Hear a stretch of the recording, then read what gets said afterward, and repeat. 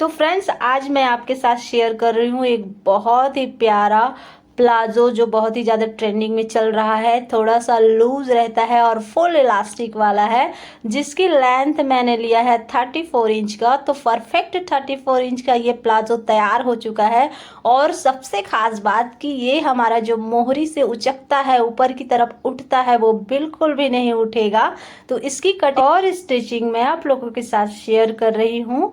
देखिए कितना परफेक्ट तरीके से बना है, फिनिशिंग भी जबरदस्त है सामने से, ये देखिए।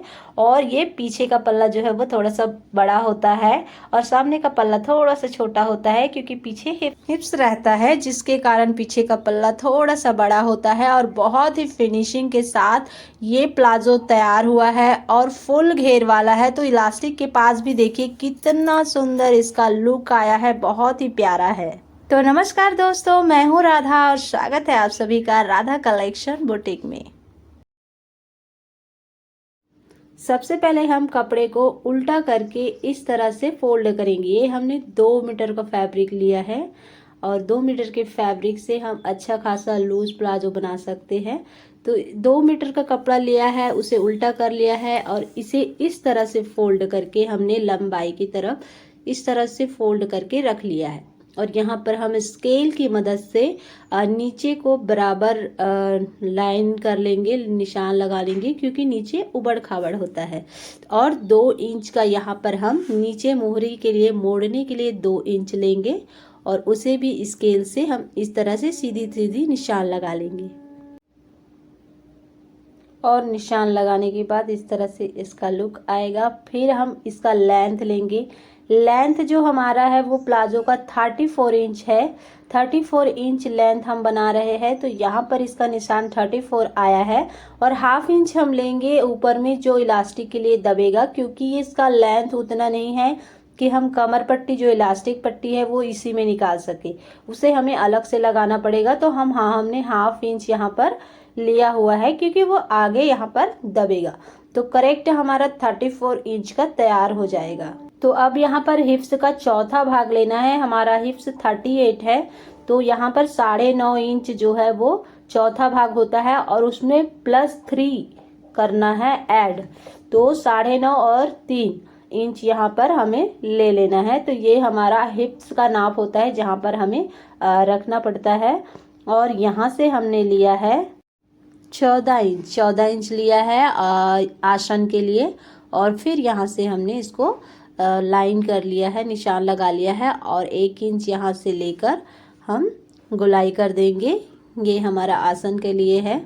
तो फिर यहाँ पर हमने 3 इंच एक्स्ट्रा लिया है और इसको हमने अच्छे से गोलाई कर दिया है। हमारा जो 38 के लिए जितना भी हम बड़ा लेंगे उतना ज़्यादा वहाँ पर एक्स्ट्रा होगा। और उसके बाद क्या करेंगे, यहाँ से लेकर हमें हाफ लेना है। जितना भी हमारा वहाँ पर लेंथ होगा ना, लाइन, वहाँ से हमें हाफ लेकर निशान लगाना है इस तरह से। और नीचे भी मोहरी के पास वैसे ही करना है। हमने हाफ लिया था जितना हमारा आया था, तो इस तरह से टेप को मोड़ देंगे तो हाफ ऑटोमेटिक आ जाएगा जितना भी आएगा। और ये 3 जगह हमने निशान लगा लिया है। अब हमें क्या करना है, मोहरी निकालना है। तो हम अपना मोहरी जो है वो 18 इंच का रखने वाले हैं। तो एक पार्ट में 9 इंच होता है, तो 4.5 इधर और 4.5 इधर। उसके बाद 1 इंच सिलाई मार्जिन के लिए निशान लगा लेना है, ठीक है।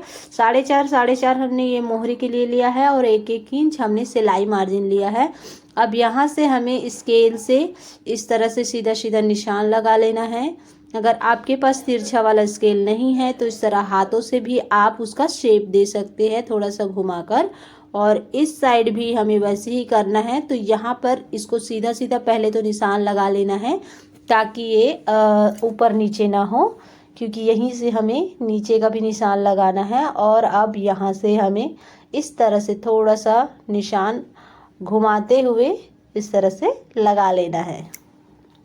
और अब इसकी ड्राफ्टिंग हो चुकी है। तो सेंटर भी में भी आप इस तरह से सिलाई के लिए, अगर ज़रूरी नहीं है लेकिन आप लगा सकते हैं इस तरह से, सेंटर पे सेंटर हो जाएगा। अब हम इसकी कटिंग कर देंगे क्योंकि इसकी पूरी ड्राफ्टिंग जो है वो हो चुकी है।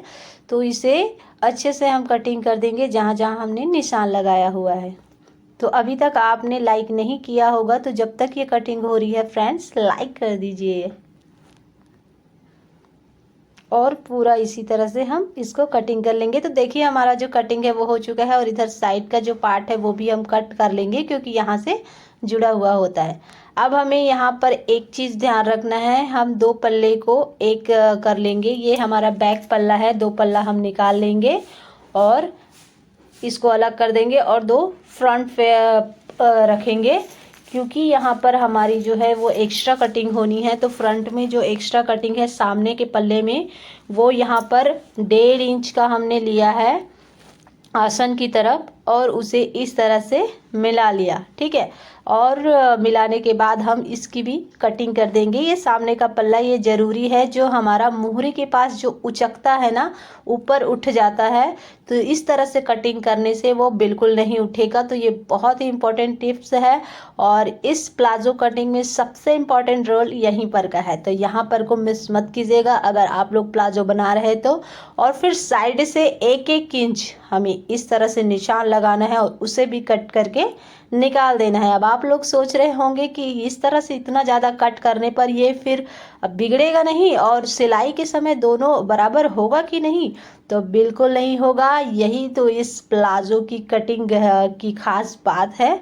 तो इसी से ही ये परफेक्ट प्लाजो बनने वाला है। और ये लिखना या निशान लगाना बहुत ज़्यादा ज़रूरी है कि फ्रंट और बैक का। अब हम इसकी स्टिचिंग करेंगे। तो यहाँ पर देखिए हमने इसकी स्टिचिंग कर ली है और ये सामने का पल्ला है तो ऊपर में एक सिलाई आप दे दीजिए क्योंकि आपके कस्टमर को नहीं पता होगा, बार बार वो चेक नहीं कर सकते कि कौन सा पल्ला सीधा है और कौन सा उल्टा, क्योंकि सामने का पल्ला जो है वो छोटा होता है। और ये है बैक पार्ट, तो इसका भी हम यहीं पर ही सिलाई कर लेंगे। और सिलाई आप लोग डबल किया कीजिए क्योंकि सिंगल सिलाई कभी कभी टूट जाती है, तो डबल सिलाई रहने से वो परफेक्ट रहता है। तो आपके कस्टमर को भी बहुत ही अच्छा लगेगा डबल सिलाई करने से। और ये सामने का पल्ला जो मैंने सामने से एक सिलाई कर दी है और पीछे के पल्ले में बिल्कुल नहीं करना है। और हम सामने वाले कस्टमर को बता सकते हैं कि ये सामने पल्ला है और ये पीछे पल्ला है, तो वो भी कंफ्यूजन में नहीं आएंगे। और अब क्या करेंगे कि इसको साइड साइड से दोनों को सिलाई कर देंगे। तो देखिए मैंने साइड साइड से सिलाई कर दी है और एकदम परफेक्ट आया है, कहीं पर भी छोटा बड़ा नहीं हुआ है। थोड़ा सा बड़ा होता है, लेकिन उसे हम टेलर जो है वो सेट कर लेते हैं जैसे कटोरी ब्लाउज में करते हैं। तो इस तरह से मैंने सिलाई कर लिया है। अब इसकी जो मोहरी है उसे सिलेंगे, तो उसके लिए पहले ही मुझे वहाँ पर थोड़ा सा कट कर लेना चाहिए था, लेकिन मैंने नहीं किया। वो कहते हैं ना, जब जागो तब सवेरा। तो अभी हम कर लेंगे, अभी भी कुछ नहीं बिगड़ा है। तो आप लोग पहले कर लीजिए या अभी कर लीजिए। देखिए चारों पल्ले को साथ में रखिए और इस तरह से कट कर दीजिए। और एक टिप्स और है, जब कट करेंगे फिर उसे इस तरह से रखिए, या तो आप प्रेस कर लीजिए या फिर अपने हाथों के नाखूनों से इस तरह से कर लीजिए प्रेस। और उससे क्या होता है, वो अच्छे तरह से बैठ जाता है और फोल्ड करने में, सिलने में हमें कोई प्रॉब्लम नहीं होती। तो अब हमारी वहाँ पर की सिलाई हो चुकी है और अब हम यहाँ पर सिलाई करेंगे। तो सिलाई करने से पहले हम अपना मोहरी नाप लेंगे। हमारा मोहरी था 18 इंच का, तो 9 इंच यहाँ से लेंगे और जस्ट उधर भी वही 9 इंच लेंगे और उसके बाद इसकी जो सिलाई है वो हम कर देंगे। और यहाँ से अब सीधा सीधा निशान लगा लेंगे और निशान लगा के इसकी सिलाई कर देंगे। इसकी सिलाई जो है वो हो चुकी है। अब हमारी बारी है, ये देखिए कितनी फिनिशिंग के साथ अच्छे से इसको मोड़ दिया गया है। और अब यहाँ जो है कमर पट्टी की बारी है। तो कमर पट्टी पे हमें 3.5 इंच लेना है। इलास्टिक हम यहाँ पर चौड़ा वाला लगाते हैं, तो उसके अकॉर्डिंग यहाँ पर 3.5 इंच लगेगा। 3.5 इंच लगेगा तो वो सिलकर आ जाएगा। साथ में लेंथ का भी हमने इसके लिए लिया है। तो देखिए 3.5 इंच हमने ले लिया है इसका चौड़ाई। और यहाँ पर हमने दोनों को फोल्ड करके थोड़ा एक्स्ट्रा कपड़ा लिया हुआ है ताकि वो छोटा ना हो। और यहाँ से सीधा सीधा निशान लगा लेंगे। इसकी चौड़ाई 3.5 इंच रहेगी और लंबाई जो है वो, गोलाई जो है वो उसके अकॉर्डिंग रहेगी, कपड़े के अकॉर्डिंग, ठीक है। तो इसमें हमने ये कटिंग कर लिया है। और कटिंग करने के बाद यहाँ पर हमें इसे उल्टे की तरफ रखना है और उल्टे की तरफ रखकर सीधे की तरफ पलटी करना है।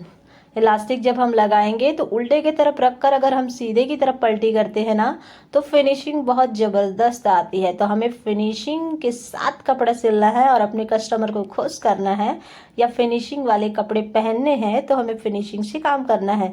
तो हमें इसे उल्टे की तरफ रखकर कमर पट्टी को और सामने की तरफ पलटी कर देना है। तो पूरे गोलाई से इसको मैंने सिल लिया है। और अब इलास्टिक की बारी है। तो कमर इसकी जो है वो 32 है यानी 32 है। तो हमें इसमें 4 इंच कम करना होता है। किसी की भी कमर पे 4 इंच कम करके इलास्टिक लिया जाता है। तो कमर 32 है तो 28 इंच का हम इलास्टिक लेंगे और ये 28 इंच का इलास्टिक यहाँ पर हमने निशान लगा लिया है ताकि छोटा बड़ा ना हो। और ये कट कर लिया है और कट करने के बाद हमें क्या करना है, इसे इस तरह से ज्वाइन करके बहुत ही ज़्यादा अच्छे से पक्का सिलाई कर देना है ताकि जब हम पहने तो वो छूट ना जाए, निकल ना जाए। और सिलाई करने के बाद इस तरह से हम रखेंगे और उसके ऊपर जस्ट इस तरह से रख के यहाँ पर सिर्फ आधा इंच दबेगा, ज़्यादा एक्स्ट्रा नहीं लिया हुआ है। तो यहाँ पर हम इसकी सिलाई करेंगे बहुत ही फिनिशिंग और केयरफुल के साथ। तो ये देखिए पक्का मैंने बहुत अच्छे से कर दिया है। ठीक आप लोगों को ऐसे ही करना है और थोड़ा सा मैंने सिल के भी दिखाया है कि कैसे फिनिशिंग से इस तरह से सिलाई करते हैं। और अब सिलाई इसकी चारों तरफ हम अच्छे से करेंगे। तो देखिए बहुत ही फिनिशिंग के साथ बहुत ही क्यूट सा इलास्टिक लग गया है और बीच में इसकी सिलाई जो है वाह वाह क्या बात है। बीच में अगर इसकी सिलाई हो जाती है ना तो बहुत ही ज़बरदस्त दिखता है, इसका लुक बहुत ही प्यारा आता है। अब हम इसे सीधा करके दिखाते हैं और साथ में इसको प्रेस करके, क्योंकि प्रेस के बिना कपड़े लुक ही खराब हो जाता है। तो प्रेस करना बहुत ही इम्पोर्टेंट होता है। और सामने का पल्ला छोटा होता है और पीछे का पल्ला बड़ा होता है और यही इसको परफेक्ट बनाती है। तो बताइए आज का वीडियो कैसा लगा आप लोगों को? अच्छा लगा है तो लाइक और शेयर कर दीजिएगा। चैनल पर नए हैं तो सब्सक्राइब करके बेल आइकन की बटन को प्रेस कर लीजिएगा ताकि हमारे आने वाले हर नए वीडियो सबसे पहले आपके पास पहुंचे। Thanks for watching.